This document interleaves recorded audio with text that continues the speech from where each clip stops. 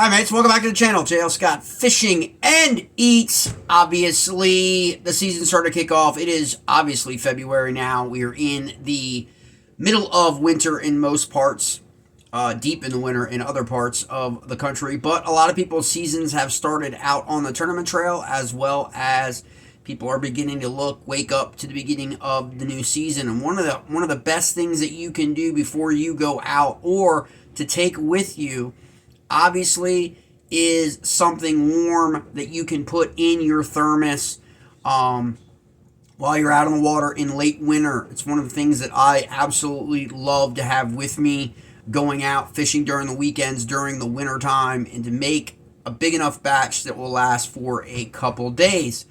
And growing up in Virginia, even long before I went to culinary school, even long before I owned restaurants, all of that,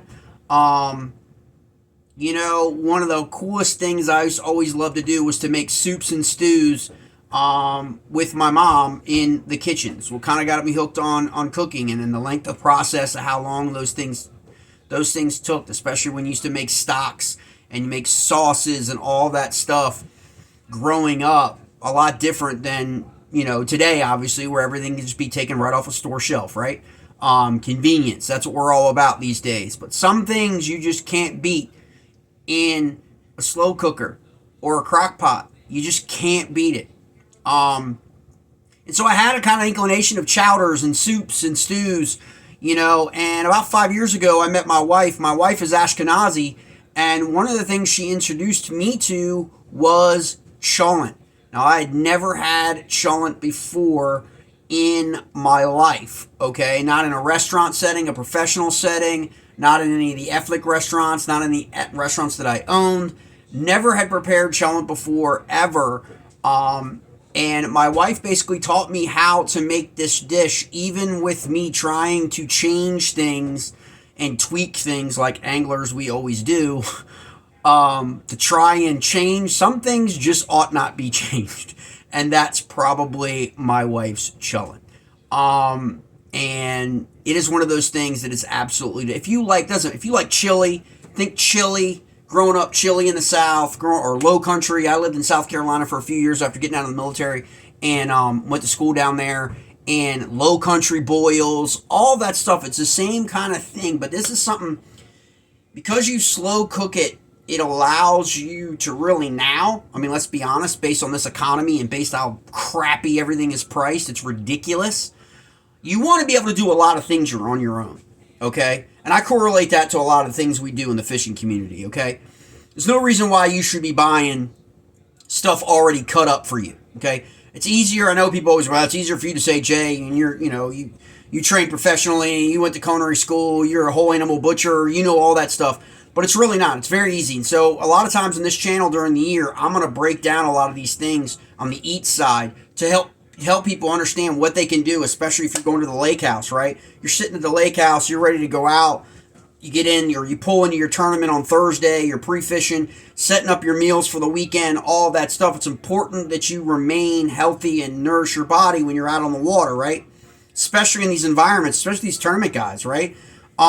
But especially in cold weather and all those things, you want to make sure that you're constantly, hydrating, you're constantly, you're providing yourself with what you need. And a lot of these dishes that you can slow cook, and what I mean by that is you can make this cholent Friday morning, okay, and it'll be ready on Saturday morning. You could make it something on Saturday. These are 12 to 14 hour type stews and cholents that I'm going to cover this season on the channel that you can just have ready. And when you come off the water and you're back at the lake house, or you're back, it's ready. It's in the cooker. It's good to go. Okay, and it's very, very, very simple. But with the way things are priced at the market these days, doesn't matter whether you're shopping at a major chain or your local market. And we all know butcheries have pretty much died in the last 2 decades, unfortunately. Is you want to be able to get your meat in a larger form and break it down, okay? So you're not just going and buying already cut and paying $12.99, $13.99, $14.99 a pound, buying your big bulk chuck, buying those things at the least possible point, $6.99, $5.99, $4.99, at the end of the day is going to save you and your family and keep you within a budget as opposed to like going to, whatever chain that is in the meat department, because of the cost and the inflation that's existed in food pricing, right? So this piece of meat, had I purchased this flat out already, completely clean, completely cut, okay, this is round, okay? Had I not clean, if I just bought this completely like this, I'm talking about styro pack at your grocery store or whatever. This probably would have been $14.99 a pound, $14.99 a pound, easily. What we've seen, okay, and then you've got to clean it up, right? And so you're gonna have to clean it up even more. You're losing a lot of that. What I'll do is I'll buy the bigger cuts, okay, and that's what you should start doing, and then fabricate it down. Take 30 minutes and fabricate it down to the cuts that you actually are going to need. So when I'm cleaning this up, okay, I already butterflied it, okay? I've already butterflied this out, all right? So I can get whatever I want out of this, depending if I'm feeding, if it's 2 anglers at the house, 4 or 5, 6 anglers at the house, whatever it is, I've already butterflied this out. I can cut one, I can cut it again in half, okay? Throw it on the grill outside or cook it inside, roast it inside, okay, to feed exactly how many people, because then I can just cut it straight down. I've cleaned it all up. You can see how much it's already all clean. It's been butterflied. Okay, I didn't have to do that. I could have kept it in this shape. You can do the same with almost any type of your cuts. And I could have just roasted it just like this in the oven. Carrots, potatoes, onions, all that good mess. Thinly slice it out. Then you've got something for dinner, but you've also got something for sandwiches, right? Like roast beef sandwiches, or whatever to pack with you, whatever you want. Okay, so I started with a much bigger piece of meat, right? And so now I'm going to transition to this is basically dinner, right? One of the dinner nights, right? Okay, so I'm going to get rid of that because I already trimmed it up, and with the trim, what I end up with are the pieces for my stew, okay, which are right here. All right, so I've already cut up the chulent meat, okay, which could be chuck, it could be round, it could be anything.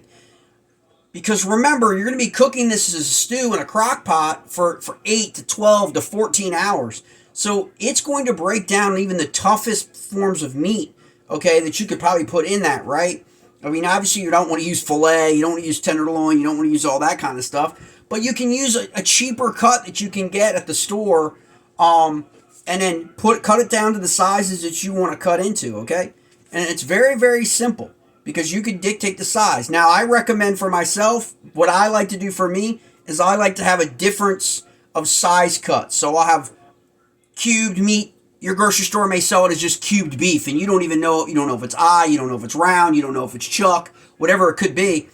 But I like to go different size pieces because they'll break down differently throughout that cooking process and that slow cooking process. So I've got my meat already, right? Now, obviously, everything here, mates, I get this question a lot. You can sub anything you want, or not have any meat at all and just have vegetarian chulent, okay? And add whatever you want to it in a traditional stew sense, right? Because a lot of people are into that, and you just don't need any beef. I don't know why you wouldn't have the beef myself, but that's okay. The other, obviously, main component of chulent in this traditional sense are your beans. And one of the things I do is I soak my beans for like 5-6 hours before I get ready to prepare the chulent. It's going to then cook again for another 8 hours to 14 hours. Okay, we typically in our home will consume it all throughout the day. There's games on, all that stuff, everything that happens depending on what time of year it is, on a Saturday or, Sunday games or whatever. And you've got it on low in the cooker forever. So you got your initial one, and then you can have it throughout another bowl throughout the day, and it's continuing this slow cook. So everything is going to break down. So I like to have things a little bit bigger than I think probably the traditional recipe would call for. And I think that works for you guys out on the water as well, especially if you want something to carry from, Friday to Saturday to Sunday, or on your entire trip, that you just have something you can heat back up relatively quickly if you're not leaving the crock pot or, the slow cooker on. It's just really easy to do. So you've got your red kidney beans, your pinto or Roman beans, in here, and the white beans, obviously. So you can use whatever beans you prefer.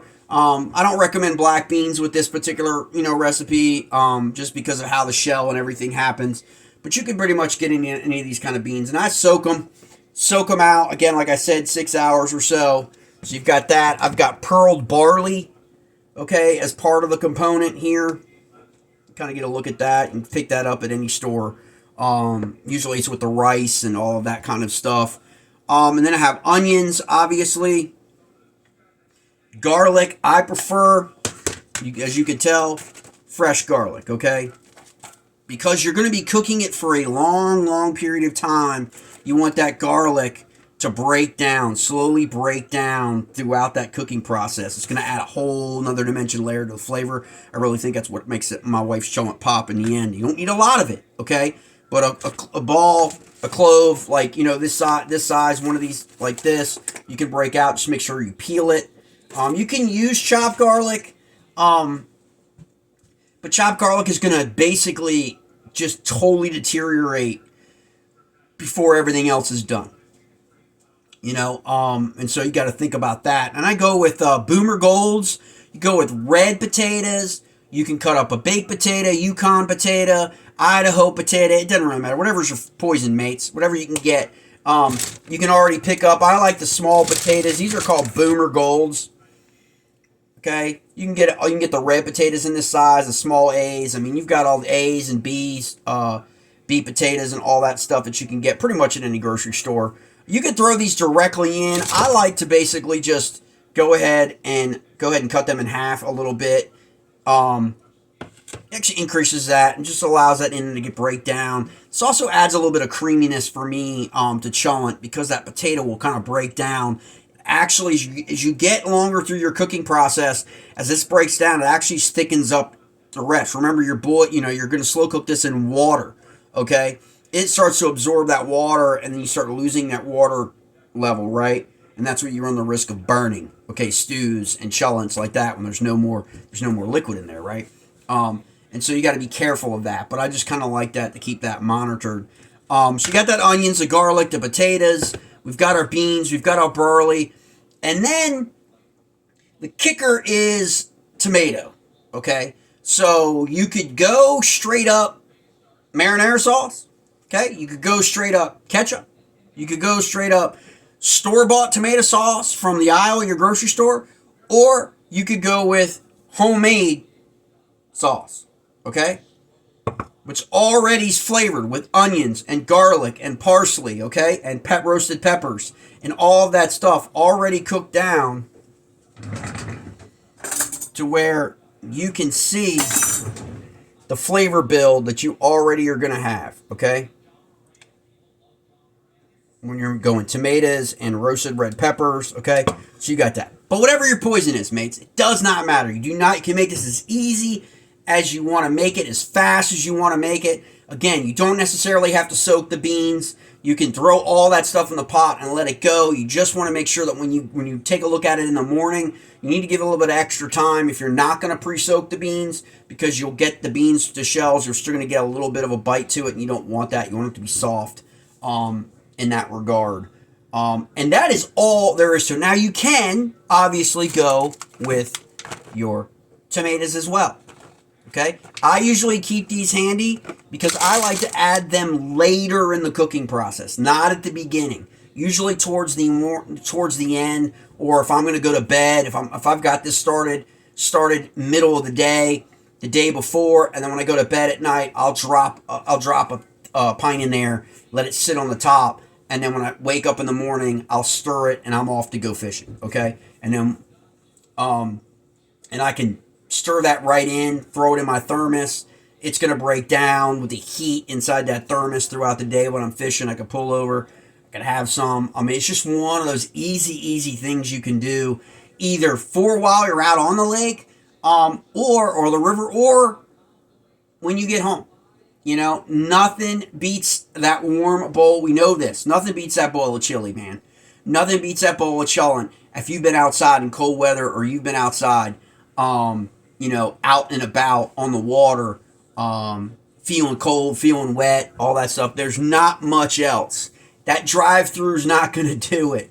Okay, it doesn't always work that way. Summertime, that drive-through may be great to hit with a nice sweet tea, or grab that vanilla milkshake with a burger or whatever. But during the wintertime, late fall through winter and then early spring, it just doesn't really do the trick like a nice bowl of chili or a nice bowl of cholent does. Okay, and so that's your fixins. Okay, that is your fixins. So it's like I'm basically got to pull the water off of these. Okay, this is as simple as it is. Okay, so I pull the water off of this, or you can just dump that. The water gets dirty because of these beans, but I mean you could certainly use the same water. And then I'm going to dump it right here in my crock pot. Okay, so I got one of those. Basically, depending on how many people you got, how much you're going to make. You can use a whole bag.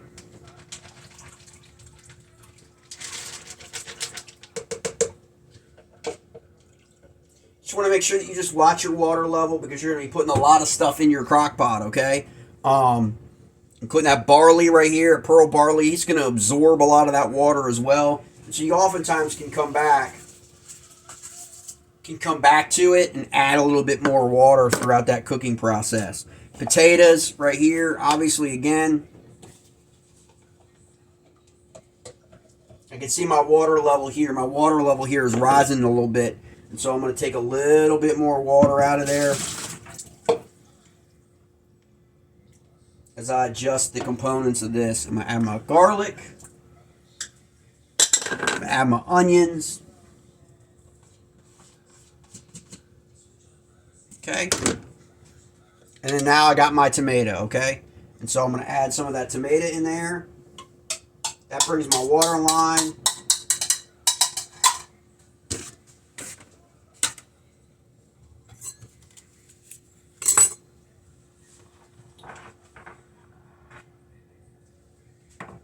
Got it right here. I'll show you, give a nice little bird's eye view of this, mates.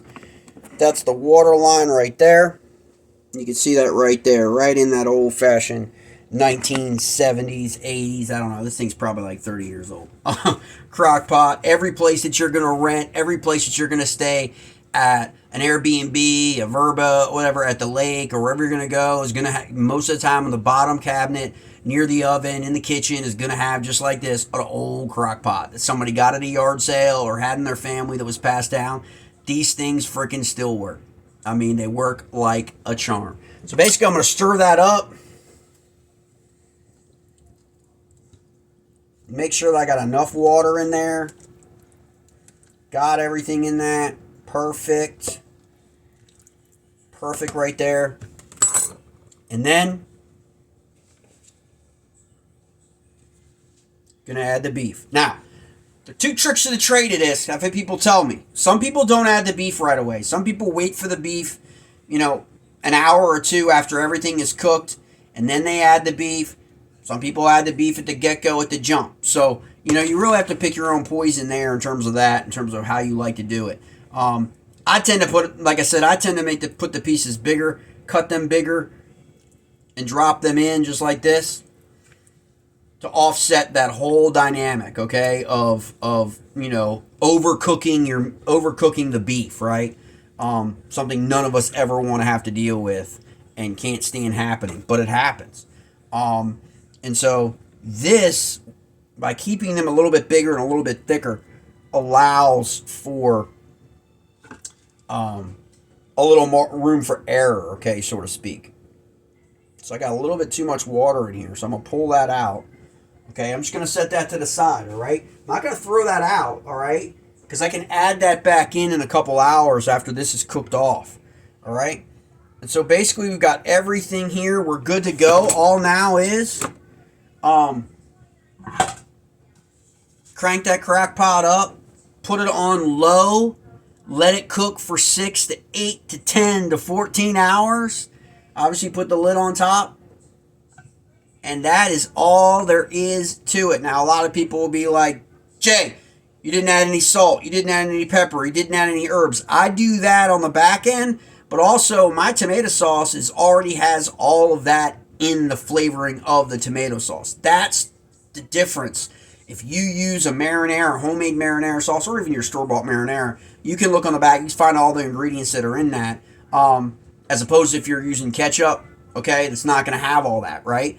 And so or tomato paste. Some people use tomato paste, okay? So just keep that in mind. You're going to be flavoring it, and on the front and back end, mine's already got a lot of intense flavor already in it. It's going to continue to cook for another 6 to 8 hours, and then on the back end, I can season it up. I almost always season it up. My wife will almost always season up my chullent with more black pepper.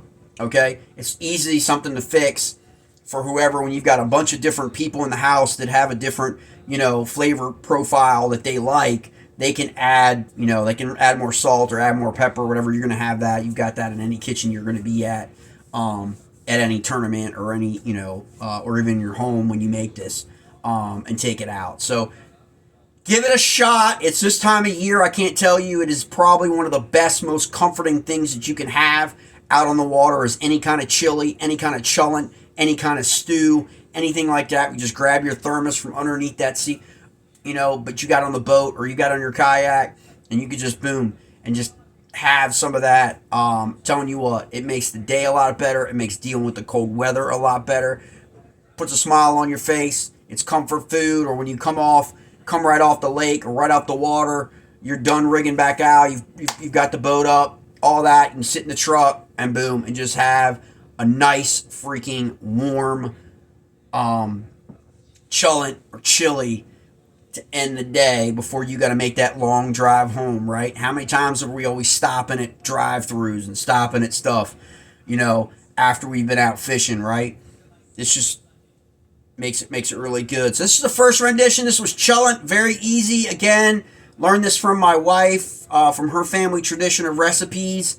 Really easy to do, mates. All these slow cooker crock pot meals that I'm going to do this year for you mates on the channel are just simple things that you can do, and you can plan ahead, grab the stuff, prep the stuff, so when you get to wherever your destination is, boom, throw that in the crock pot, go out fishing, go out pre-fishing, and come in, and you're good. You are good to go. You can even do this stuff nowadays pretty easily, camping as well, as long as you've got a little bit of power source and all of those things. So, again, that's just it. It's chullent. Check it out. You can find a whole bunch of recipes, I am sure, online. Mine is a very simple family, traditional, passed-down Ashkenazi chullent recipe from my wife. It is one that we enjoy thoroughly and have over and over and over again. I hope you guys enjoy it. Heat it. Got any other ideas? Post and comment in the video or other things that you'd like to see. We'll do a lot more other dishes, especially some of the big when you got 5 or 6 guys staying at a house and you need more like a big spread for guys coming in. For story time and drinking time, to grab and go that, again, easily done, easily prepared, and there, just heat up back in the oven when you get back and get everybody fed and get everybody locked and loaded for the next day, especially if you're in these multi-day events, or if you're just recreational going up to Deep Creek, you're just going up, for the weekend, you're going to Lake Anna for the weekend, you're going to Smith Mountain Lake for the weekend, all that stuff. A lot of times you're going to be a lot far away from grocery stores, restaurants, and all that in a lot of the places that we fish, mates. Okay, so it's great to kind of have a plan for what you can do at the lake house, kitchens, or Airbnb, VRBO, whatever you're at, to already have your plan kind of set out for what you can do to feed everybody. Feed the mates or just make sure you're fed. And having good food for you, keep you nourished while you're out for your entire day of fishing. All right, mates, like and subscribe to the channel. Hope everybody has a great weekend coming up. There's a lot of snow and a lot more ice coming to the region. I know our temperatures here are dropping below 18 degrees. So this is going to be a perfect dish for tomorrow with all this cold weather hitting the mid-Atlantic region this weekend. All right, mates, appreciate y'all.